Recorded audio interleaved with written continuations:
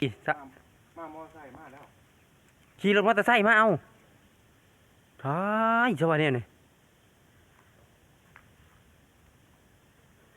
หัวขั้นคนนอกเกิดที่หอ มอเตอร์ไซค์ แท่งละกาหาสื่อใหญ่ ได้น้ำมันไปเอาน้ำมันมาได้บ่ครับ ได้จักพัน 1,000 จักนิด บ่ฮู้แหล้ว ตกอยู่เท่าใด ลิตรหนึงคือว่า48,000บ่พายสิได้20ป้าลิตรก็ไปซื้อติคันได้20ป้าลิตรน่ะ